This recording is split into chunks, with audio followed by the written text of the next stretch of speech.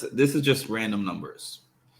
You have like 2,000 followers when you go on to the show initially.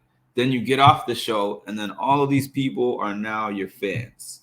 So you go from 2,000 to 20,000. Now, some of you might say, oh no, there's some of them that have 150, 200,000. Yeah, but that's not the average person.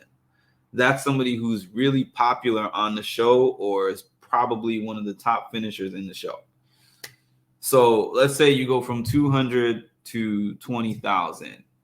And now you have people who, when you get on your lives, you have 200 to 300 people, 400 people watching you every time you get on live. You have people buying badges. You have people paying for subscriptions, all of that.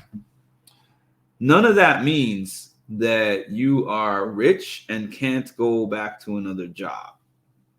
So now they start to look at these people as the same status. They're looking at Alyssa Lopez as Alyssa Milano.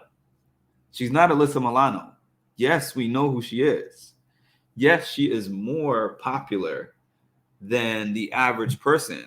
No, that does not mean she makes so much money that she cannot take shifts at Hooters. There's nothing wrong with her going back to her old job. And there's people that are just sitting there waiting to tell her, you have failed because you are working. When because you got on the show and because you made it far on the show and you went on another show, Challenge USA, you've been on 2 reality TV shows and now you have to go back to work. News flash, and John Brennan can co-sign this because John told me himself when I spoke to him and when I interviewed him, not everybody who does these shows is rich, and as a matter of fact, it's very few of them. It's very few of them.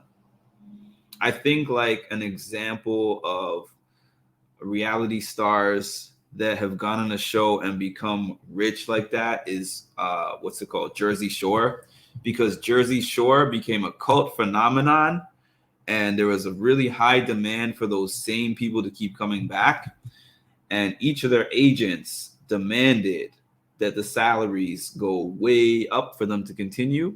And then through what they got from the show, they started to do brand endorsements and they started to go on tour. They started to do a lot of different things to where all of them got their money up. Good for them. But the average person goes on the show, they have their 15 minutes of fame and they benefit from that 15 minutes of fame, but they're still like you or me. It's just that they are more well known.